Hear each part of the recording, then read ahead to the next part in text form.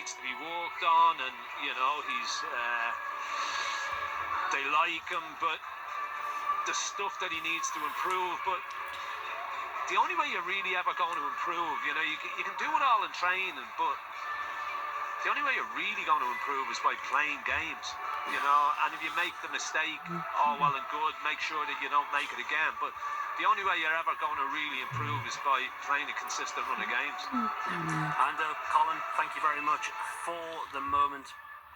Build-up will continue on our FM frequency, but let's head to South Wales now, where Sunderland are taking on Swansea. We join our commentary team this afternoon of Nick Barnes and Gary Bennett. Benno, just for your reaction to this afternoon's team. No place for Luke O'Nien today. I'm not surprised. I think the only person I thought was going to come in the team was Dennis Serkin at left back. Obviously, we had to replace Tommy Watson, which Mayenda's got that job on the left-hand side. I think he'll start the game. Roberts on the right, and Wilson leading the attack. Yeah, Barnes, it's probably worth just reminding us of the full 11. Yes, Patterson in goal, back four of Hume, Mepham, Ballard and Serkin. Midfield, Neil and Job, Roberts, Rigg, Mayenda and Isidore up front. The bench is Moore, O'Nien, Rusin, Aushish, Connolly, Alexic, Helder, Elise and Jones. So no surprises there. Perhaps the biggest surprise is Swansea made 3 changes after their 2-1 win at Plymouth in the week. The Portuguese midfielder Franco comes into the centre instead of Jay Fulton. Ronald, the Brazilian winger, comes in on the South Korean international. Florian Bianchini up front is replaced by Jan Vipotnik, the Slovenian international. So 3 changes for Luke Williams today. Yeah, Mayenda will probably play off the left-hand sides today then? Yeah, that's the club have confirmed that. They've confirmed that Mayenda will be on the left, Isidore up front and Serkin at left back.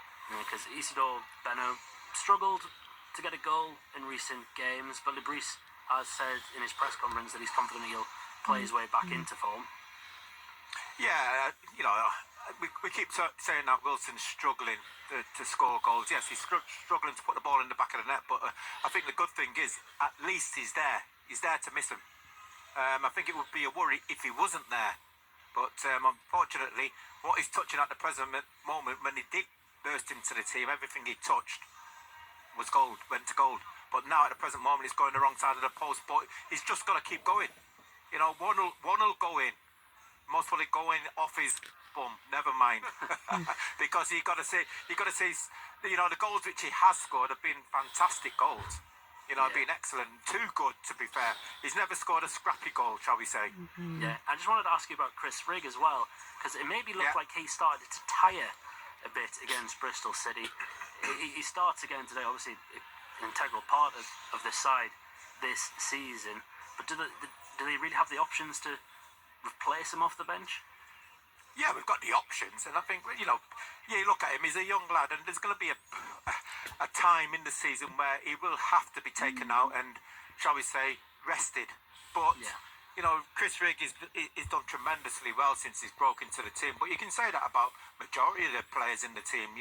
For some unknown reason, we start the games well, but unfortunately later on in the game we seem to lose direction. But goals change games, and sometimes if we can get our noses in front or even get a couple of goals, then there's a spring in your step. You don't feel fatigue.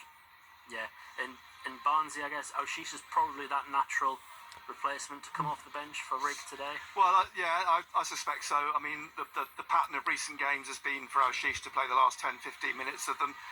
Serkin's now back in. You'd expect him to see the game out today. I guess a lot depends on what happens later in the game, because there have been matches recently. We've seen Connolly come on late. Alexic, we've not seen for a couple of games. We may see him today, but I think a lot depends on the way the game pans out this afternoon. Aushish did impress when he came on against Bristol, Benno. Well, he certainly knuckled down. I mean, there's lots of talk about him possibly leaving in January, but Regis Lebris has said, look, he's shown the right attitude in training. He's been absolutely professional about the situation he's in, and that's earned him a place in the squad. He's, I guess, from Aushish's point of view, if he is to leave in January, He needs to be out there. He needs to be seen, and he needs to be seen to be professional. So he's not stupid. He's knuckled down, and he knows that to get a move, he's probably got to do everything right. I think, Dom, we always talk about this time of this season, especially when it's coming up, when the window's going to open, and especially at the end of the season, all of a sudden, there's one or two players who you haven't seen all season come to the forefront because, the only way they're going to move. But yes, that's right. They're in the shop window. Good stuff. Nick and Gary, thank you very much for the moment then.